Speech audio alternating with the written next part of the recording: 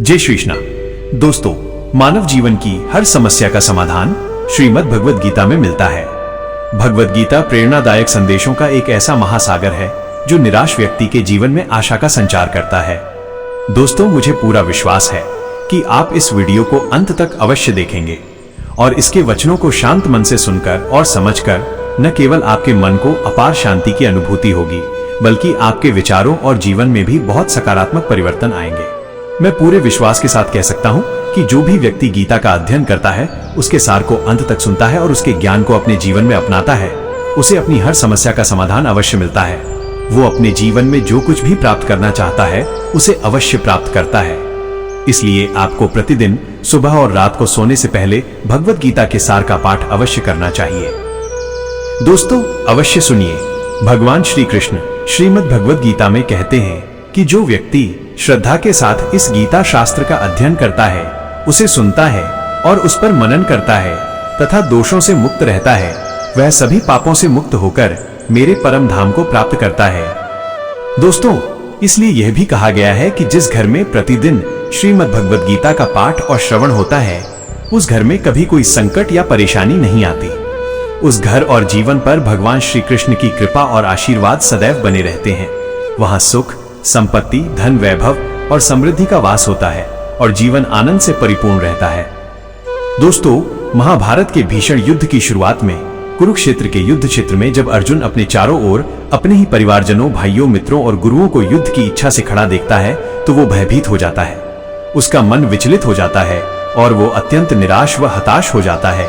वो अत्यंत दुखी होकर भगवान श्री कृष्ण के सामने अपने मन की पीड़ा और दुविधा प्रकट करता है। अर्जुन कहता है, हे केशव, मैं इस युद्ध को कैसे करूं? इस युद्ध भूमि में जो भी युद्ध के लिए एकत्र हुए हैं, वे सभी मेरे अपने ही हैं। मैं पितामह भीष्म और गुरु द्रोणाचार्य से कैसे युद्ध कर सकता हूं? वे दोनों मेरे पूज्य गुरुदेव हैं। ऐसे गुरुओं को मारने से अच्छा तो भिक्षा मांगकर जीवन व्यतीत करना है। हे मधुसूदन, जिन कौरवों से मैं युद्ध करने जा रहा हूं, वे भी मेरे ही भाई हैं, धृतराष्ट्र के पुत्र हैं। ये सब मेरे अपने हैं। इन्हें मारने से अच्छा तो सन्यासी बन जाना है। यदि यह युद्ध हुआ तो करोड़ों लोग मारे जाएंगे। युद्ध में मारे गए सैनिकों और योद्धाओं की स्त्रियों का क्या होगा? नहीं कृष्ण, मैं ये युद्ध नहीं कर सकता। अपने ही कुल का विनाश करके मैं कैसे सुखी रह सकता हूं? हे कृष्ण, मेरी बुद्धि भ्रमित हो गई है। मेरा सिर चकरा रहा है, मेरे पैर कांप रहे हैं, शरीर जल रहा है, मेरा गांडीव धनुष हाथ से फिसल रहा है। हे कृष्ण, मेरा मार्गदर्शन कीजिए, मुझे ज्ञान दीजिए और बताइए कि मुझे क्या करना चाहिए। अर्जुन की इस दयनीय अवस्था को देखकर भगवान श्री कृष्ण ने उसे श्रीमद् भगवद गीता का वो दिव्य और अलौकिक ज्ञान दिया, जो केवल अर्जुन के लिए ही नहीं, बल्कि हजारों वर्षों से संपूर्ण मानवता के लिए मार्गदर्शक बना हुआ है। आज के आधुनिक युग में भी श्रीमद् भगवद गीता हर मनुष्य के जीवन का पथ प्रदर्शक है। ये एकमात्र ऐसा ग्रंथ है जो मनुष्य को जीवन जीने की सही राह बताता है। भगवद गीता जीवन में धर्म, कर्म और प्रेम की शिक्षा देती है। इसलिए हमें प्रतिदिन श्रीमद् भगवद गीता का अध्ययन अवश्य करना चाहिए। मोह और शोक का त्याग। अर्जुन की दुविधा और शंकाओं को देखकर भगवान श्री कृष्ण कहते हैं, हे अर्जुन, तुम विद्वानों जैसी बातें तो कर रहे हो, लेकिन जो वास्तव में ज्ञानी होता है, वो इस प्रकार शोक और विलाप नहीं करता। तुम्हारे हाथ में कुछ भी नहीं है। जीवन और मृत्यु प्रकृति के अधीन है। ये सभी वास्तव में मेरे द्वारा मारे जाएंगे। तुम तो केवल एक निमित्त मात्र हो। इसलिए ज्ञानी व्यक्ति न तो मृत्यु पर शोक करता है और न ही रोता है। वह न भूतकाल का शोक करता है और न भविष्य की चिंता। जो होने वाला है वो होकर रहेगा और जो नहीं होना है वो कभी नहीं होगा। जिस व्यक्ति के मन में यह दृढ़ निश्चय आ जाता है, उसे न कोई दुख सताता है और न कोई चिंता। कर्तव्य और धर्म। हे अर्जुन, ये मत सोचो कि कौन अपना है और कौन पराया। अधर्म करने वाले से युद्ध करना और धर्म की रक्षा करना क्षत्रिय का कर्तव्य है। अपने कर्तव्य का पालन करने से ही मोक्ष और मुक्ति प्राप्त होती है। अपने मन के मोह को त्याग दो, अन्यथा संसार तुम्हारी निंदा करेगा। यदि आज तुम युद्ध नहीं करोगे तो लोग तुम्हें कायर और नपुंसक कहेंगे। यहां बात किसी अपने पराये की नहीं है, यहां धर्म और अधर्म की है। यदि अन्याय को सहन किया जाए और उसका अंत न किया जाए, तो अधर्मी और अधिक शक्तिशाली होकर और भी अत्याचार करेगा। इसलिए मोह का त्याग करके युद्ध करो। परमात्मा का स्वरूप और आत्मा की अमरता। भगवान श्री कृष्ण श्रीमद् भगवद गीता में कहते हैं, हे अर्जुन, यह संसार मेरी माया है, यह मुझसे उत्पन्न हुआ है, मैं ही इसका पालन करता हूँ और मैं ही इसका विनाश करता हूँ। मैं भूत, वर्तमान और भविष्य के सभी प्राणियों को जानता हूँ, पर वास्तव में कोई मुझे नहीं जानता। जैसे अंधकार में प्रकाश चमकता है, वैसे ही सत्य भी सदा प्रकाशित होता है। इसलिए मनुष्य को सदैव सत्य के मार्ग पर चलना चाहिए। मृत्यु एक अटल सत्य है जिसे कोई बदल नहीं सकता। सृष्टि की रचना के बाद से जन्म और मृत्यु का चक्र निरंतर चलता आ रहा है। जिस प्रकार मनुष्य पुराने वस्त्रों को त्याग कर नए वस्त्र धारण करता है, उसी प्रकार आत्मा पुराने शरीर को छोड़कर नया शरीर धारण करती है। यही प्रकृति का नियम है। इस सत्य को स्वीकार कर मनुष्य को निर्भय होकर वर्तमान में जीवन जीना चाहिए। ज्ञानी पुरुष न तो मृतकों के लिए शोक करते हैं और न जीवितों के प्रति अत्यधिक आसक्त होते हैं, क्योंकि वे जानते हैं कि जो मर गया है वह फिर जन्म लेगा और जो जीवित है उसकी मृत्यु निश्चित है। श्री कृष्ण सर्वव्यापी शक्ति। हे अर्जुन, मैं सभी प्राणियों के हृदय में स्थित आत्मा हूं। मैं ही सबका आदि, मध्य और अंत हूं। ग्रहों में मैं सूर्य हूं, वेदों में सामवेद हूं, देवताओं में इंद्र हूं, इंद्रियों में मन हूं। मैं ही ब्रह्मा हूं, मैं ही विष्णु हूं और मैं ही महेश हूं। सरोवरों में मैं समुद्र हूं, पर्वतों में मैं हिमालय हूं। इस संपूर्ण जगत में जो कुछ भी दिखाई देता है वो सब मैं ही हूं, ऐसा भगवान श्री कृष्ण कहते हैं। शांति, संतोष और कर्म का सिद्धांत। इस संसार में मन की शांति से बड़ा कोई धन नहीं है। जिसने अपने मन को शांत रखना सीख लिया, उससे अधिक धनी कोई नहीं। मनुष्य के दुखों का कारण उसका मोह है। जितना अधिक मोह उतना अधिक दुख। श्री कृष्ण कहते हैं, जो हुआ है वो अच्छे के लिए हुआ है, जो हो रहा है वो भी अच्छे के लिए हो रहा है, और जो होगा वो भी अच्छे के लिए ही होगा।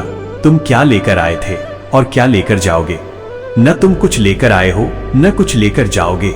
जो आज तुम्हारा है वो कल किसी और का होगा, क्योंकि परिवर्तन ही संसार का नियम है। श्रीमद् भगवद गीता में भगवान श्री कृष्ण कहते हैं कि मनुष्य को फल की चिंता किए बिना निष्काम भाव से अपने कर्तव्य का पालन करना चाहिए। समर्पण और मन का नियंत्रण। हे अर्जुन, स्वयं को ईश्वर को समर्पित कर दो, यही सबसे बड़ा सहारा है। मनुष्य जन्म से नहीं कर्म से महान बनता है। जब मनुष्य अपने कर्म में आनंद खोज लेता है तब वो सिद्धि प्राप्त करता है। हे अर्जुन, इच्छा आसक्ति से जन्म लेती है। जो मनुष्य अपने मन को नियंत्रित नहीं कर पाता और सदा संदेह में रहता है, उसके लिए न इस लोक में सुख है और न परलोक में। असंयमित मन मनुष्य का शत्रु बन जाता है। यद्यपि चंचल मन को नियंत्रित करना कठिन है, लेकिन अभ्यास द्वारा इसे वश में किया जा सकता है। भगवद गीता में श्री कृष्ण बताते हैं कि जैसे पृथ्वी पर ऋतुएं बदलती रहती हैं, वैसे ही जीवन में सुख और दुख आते जाते रहते हैं। उनसे विचलित नहीं होना चाहिए। हे अर्जुन, समय और भाग्य से बढ़कर किसी को कुछ भी प्राप्त नहीं होता। जिस प्रकार दीपक की बत्ती अपने ही नीचे छिपे अंधकार को नहीं देख पाती, उसी प्रकार मनुष्य को युवावस्था के पीछे छिपा बुढ़ापा दिखाई नहीं देता। किसी भी जीव को अपनी आने वाली दुर्बलता नजर नहीं आती। मनुष्य का मन उसे जीवन भर अपने जाल में फंसाए रखता है। वो उसे अपनी रस्सियों से बांध कर नचाता रहता है और जीव को इतना समय ही नहीं देता कि वो अपने भीतर झांक सके और अपनी आत्मा को समझ सके। अर्जुन की जिज्ञासा। जब अर्जुन भगवान श्री कृष्ण से पूछते हैं, हे केशव, ये सब मान लेने के बाद भी कि आत्मा शाश्वत और अजन्मा है, जिसे न शस्त्र काट सकते हैं न अग्नि जला सकती है, फिर भी जीव की आत्मा को सुख, दुख, शोक, हर्ष, अपमान, पीड़ा और आनंद का अनुभव क्यों होता है? भगवान श्री कृष्ण का उत्तर। तब भगवान श्री कृष्ण कहते हैं, हे पार्थ, मैं तुम्हें पहले ही बता चुका हूं कि सुख और दुख का अनुभव आत्मा का कार्य नहीं है, ये शरीर का कार्य है। इस पर अर्जुन पुनः प्रश्न करते हैं, हे केशव, शरीर को पीड़ा और कष्ट तभी होता है जब शरीर घायल होता है या उसका कोई अंग कटता है। जैसे अग्नि से जलने पर जो पीड़ा होती है वो शरीर की पीड़ा है, किंतु अपमान या निंदा से होने वाला दुख तो शरीर को कोई हानि नहीं पहुंचाता। मान, अपमान और बदनामी से मिलने वाला सुख दुख तो आत्मा को ही अनुभव होता है। मन की लीला और शक्ति। तब भगवान श्री कृष्ण अर्जुन को समझाते हुए कहते हैं, नहीं अर्जुन, ये मान अपमान, यश अपयश, लाभ हानि, जय पराजय, ये सब आत्मा के अनुभव नहीं है। आत्मा न तो विजय से प्रसन्न होती है और न पराजय से दुखी। ये आत्मा का कार्य नहीं, ये मन की लीला है। भगवान श्री कृष्ण आगे कहते हैं, हे अर्जुन, यह स्मरण रखो कि मन जीव के शरीर का एक अदृश्य अंग है। वो दिखाई तो नहीं देता, परंतु सबसे अधिक शक्तिशाली है। मन आत्मा के निकट है, पर उसका आत्मा से कोई संबंध नहीं है। रथ में बैठने वाला स्वामी आत्मा है और शरीर रूपी रथ को चलाने वाला सारथी मन है। मन ही इंद्रियों रूपी घोड़ों को इधर उधर भटकाता है और जीवन के भोग विलास में चंचल हो जाता है। कभी अहंकार और वासना के उन्माद में ये चंचल मन मनुष्य को इस भ्रम में डाल देता है कि वही सर्वशक्तिमान है, वही सब कुछ कर सकता है और वही इस संसार का राजा है जिसके सामने सबको झुकना चाहिए। लेकिन जैसे ही भोग शक्ति रूपी दीपक का घी समाप्त हो जाता है और दीपक के नीचे अंधकार छा जाता है, वैसे ही मनुष्य भयभीत हो जाता है और चिल्लाने लगता है, मैं बीमार हूँ, मैं दुखी हूँ, मैं मर रहा हूँ, मुझे बचाओ। उस समय मन भी रोने का ढोंग करने लगता है और मनुष्य स्वयं को अत्यंत असहाय महसूस करता है। मन का माया जाल। हे अर्जुन, मैं के अभिमान की मदिरा पिलाकर जिसे नशे में चूर करता है वो केवल मन ही है। इसके हाथों में माया का जाल है जिसे ये मनुष्य की इच्छाओं पर फैलाता रहता है और उसे अपने वश में कर लेता है। ये मन शरीर से भी मोहित है और अपने ही सुख दुख से भी। सुख में प्रसन्नता के गीत गाता है और दुख में करुण धुनें गुनगुनाता है। ये दूसरों को अपने दुख में सहभागी बनाकर भी सुख का अनुभव करता है। हे पार्थ, जीव के लिए अपने मन को नियंत्रण में रखना अत्यंत आवश्यक है। अपने अंतर मन को वश में करके आत्मा की ओर देखो, तभी तुम्हें उस आत्मा के भीतर ईश्वर का प्रकाश स्पष्ट रूप से दिखाई देगा। समय, भाग्य और धैर्य। समय मनुष्य द्वारा बनाए गए मार्ग पर नहीं चलता, बल्कि मनुष्य को समय द्वारा दिखाए गए मार्ग पर चलना पड़ता है। यही भाग्य कहलाता है। जीवन कठिन तब लगता है जब हम स्वयं को बदलने के बजाय परिस्थितियों को बदलने का प्रयास करते हैं। जब समय प्रतिकूल हो तब शांत रहना ही सर्वोत्तम उपाय है। भक्ति और आंतरिक शक्ति। जब तुम्हारे भीतर भक्ति का भाव जागृत होने लगे तो समझ लेना कि तुमने ईश्वर को नहीं चुना, बल्कि ईश्वर ने तुम्हें चुना है। कोई कुछ भी कहे, स्वयं को शांत बनाए रखो, क्योंकि सूर्य कितना ही तेज क्यों न हो, समुद्र कभी सूखता नहीं। सदैव उन लोगों से सावधान रहो जो तुम्हारे कान भरते हैं, क्योंकि वे अच्छे से अच्छे संबंधों को भी बिगाड़ देते हैं। सामर्थ्य कर्म से जन्म लेती है और प्रत्येक मनुष्य जन्म से शून्य होता है। इस संसार में प्रेम सत्य से भी बड़ा सत्य है और जिसे हम प्रेम करते हैं उसके प्रति असत्य होना सबसे कठिन होता है। पूरे संसार की सबसे सुंदर जोड़ी मुस्कान और आंसू हैं। इन दोनों का एक साथ मिलना कठिन है, लेकिन जब ये मिलते हैं तो वो क्षण सबसे सुंदर होता है। कर्म ही सबसे बड़ा धर्म है। श्रीमद् भगवद गीता में अर्जुन को उपदेश देते हुए भगवान श्री कृष्ण कहते हैं कि मनुष्य का जन्म कर्म करने के लिए हुआ है। कोई भी व्यक्ति बिना कर्म किए नहीं रह सकता। मनुष्य को फल की चिंता किए बिना अपने कर्तव्य का पालन करना चाहिए। क्रोध वह द्वार है जो मनुष्य को नरक की ओर ले जाता है। क्रोध के कारण मनुष्य की बुद्धि भ्रमित हो जाती है और वो स्वयं को ही हानि पहुंचा बैठता है। भगवान श्री कृष्ण कहते हैं कि मनुष्य को क्रोध से बचना चाहिए, चाहे परिस्थितियां कितनी ही कठिन क्यों न हो। शांत रहने का प्रयास करना ही सबसे श्रेष्ठ उपाय है। इस संसार में जो कुछ आज तुम्हारे पास है वो कल किसी और का था और आने वाले कल में किसी और का हो जाएगा। तुम यहाँ खाली हाथ आए हो और खाली हाथ ही जाओगे। इसलिए मन को नियंत्रित रखना अत्यंत आवश्यक है। मन हवा की तरह चंचल होता है। यही मन मनुष्य को वासनाओं की ओर भटकाता है। यदि जीवन में सफल होना है तो मन पर नियंत्रण बहुत आवश्यक है। मन को नियंत्रित करने से उसकी शक्ति केंद्रित होती है और यही शक्ति सफलता का कारण बनती है। गीता के अनुसार जिसने अपने मन को वश में कर लिया, जो अनावश्यक चिंताओं और इच्छाओं से दूर रहता है, वही व्यक्ति अपने लक्ष्य को सहजता से प्राप्त करता है। यदि मन को नियंत्रित नहीं किया गया तो वही मन सबसे बड़ा शत्रु बन जाता है।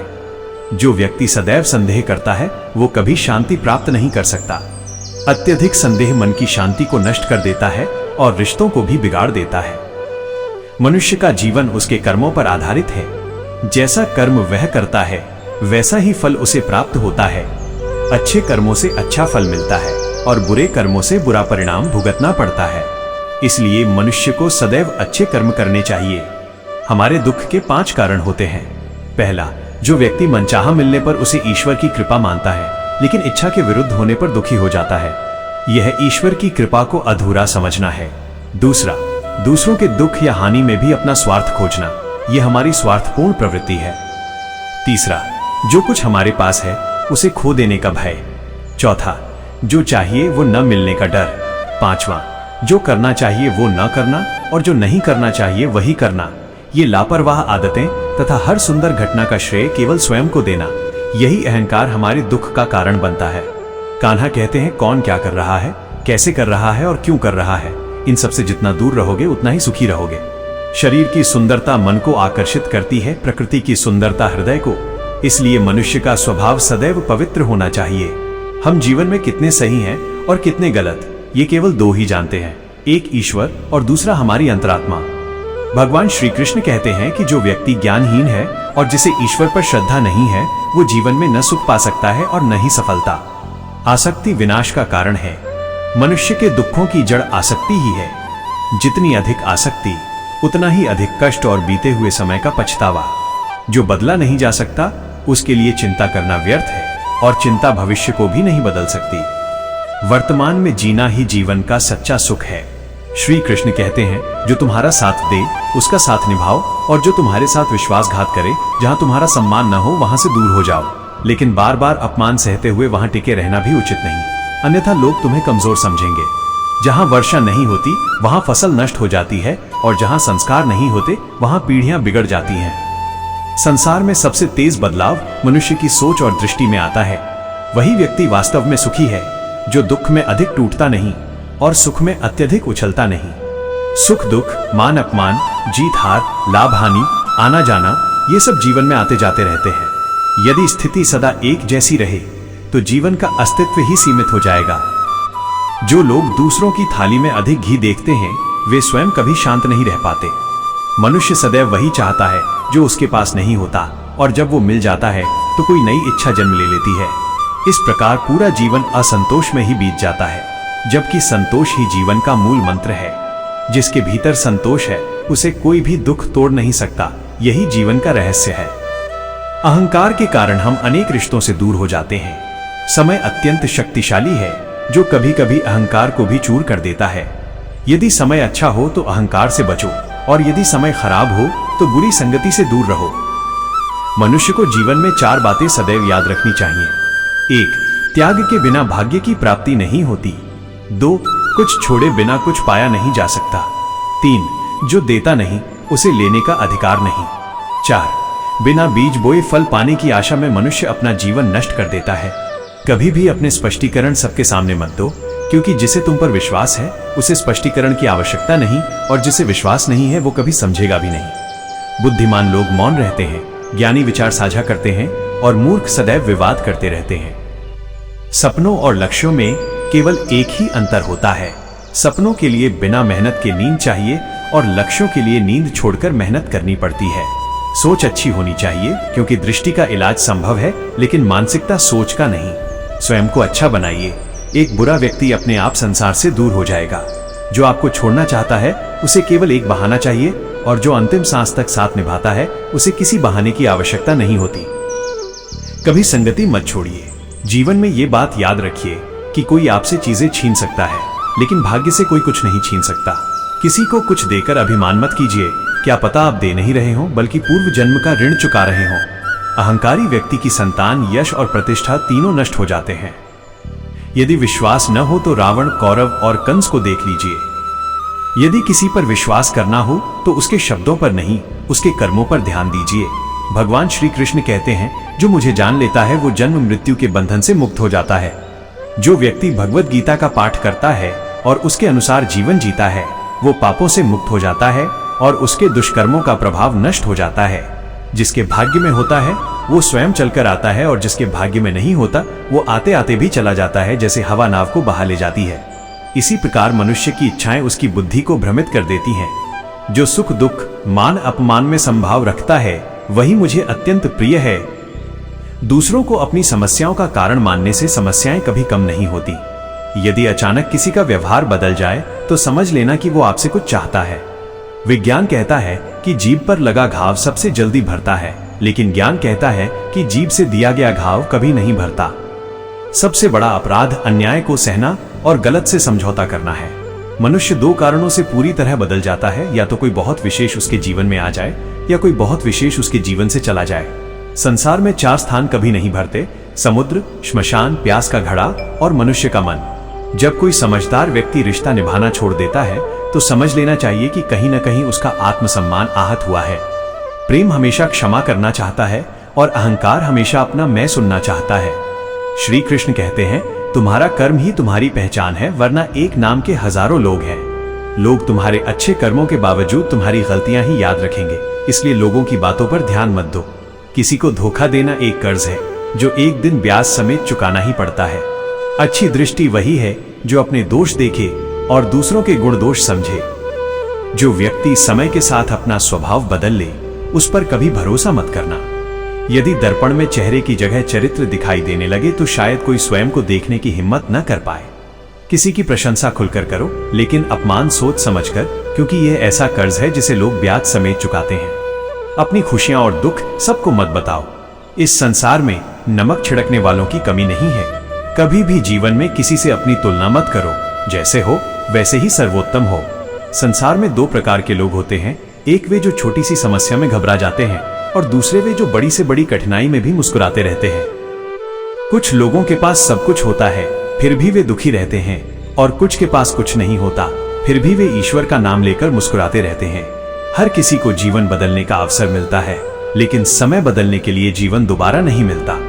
श्री कृष्ण कहते हैं, जो होने वाला है वही होगा। जिस व्यक्ति के मन में यह निश्चय होता है वो कभी चिंतित नहीं होता। हे अर्जुन, तुम अकेले आए हो और अकेले ही जाओगे। यदि कोई साथ छोड़ दे तो ये समझो कि ईश्वर तुम्हारे साथ है, वो कभी तुम्हें नहीं छोड़ता। कठिन समय में धैर्य रखने वाले हर कठिनाई पर विजय पा लेते हैं, और जो डर जाते हैं उनकी कठिनाइयां और बढ़ जाती हैं। जीवन की सबसे बड़ी गलती वही होती है जिससे हम कुछ नहीं सीखते। आज जो कर्म कर रहे हो उसका फल कल मिलेगा।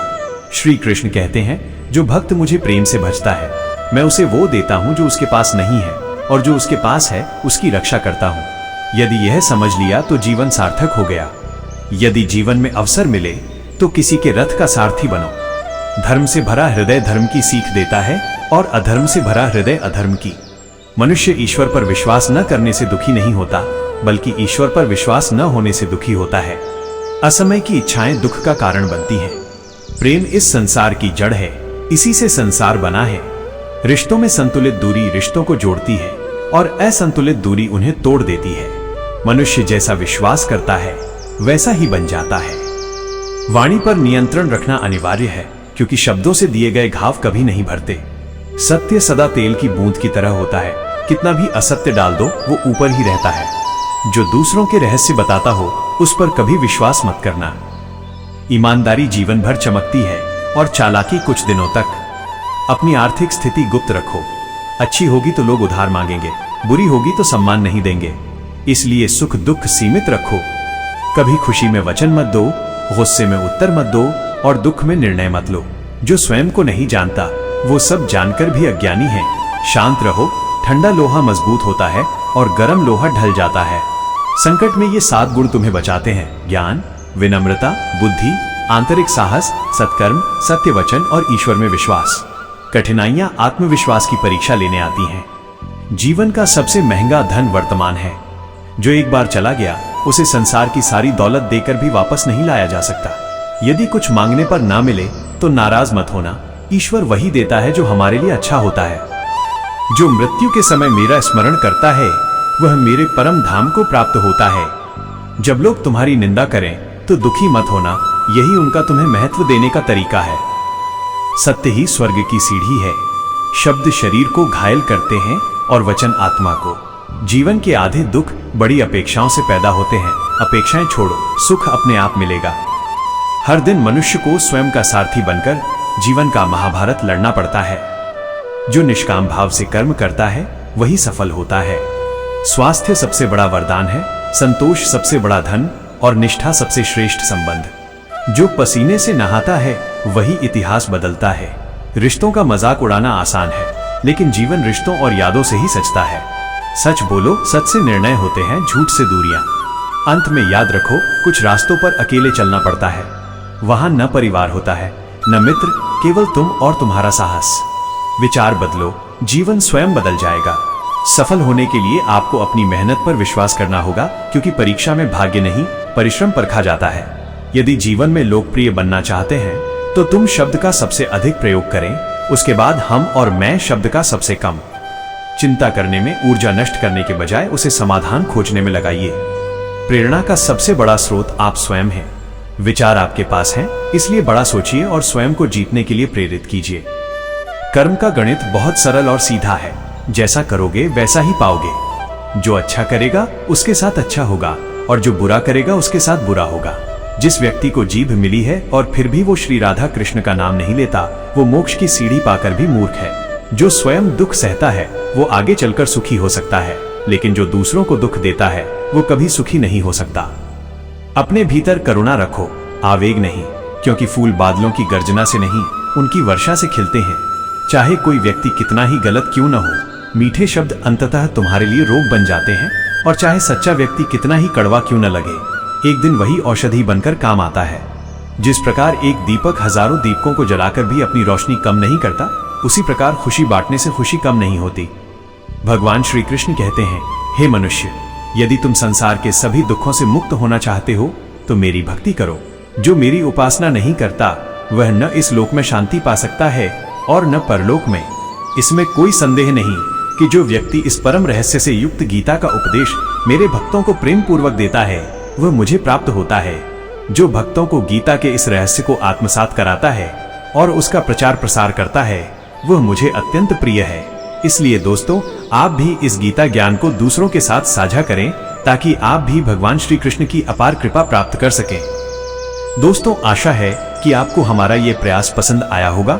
आपसे निवेदन है कि इस वीडियो को लाइक करें और इसे अपने अधिक से अधिक परिवारजनों और मित्रों के साथ साझा करें।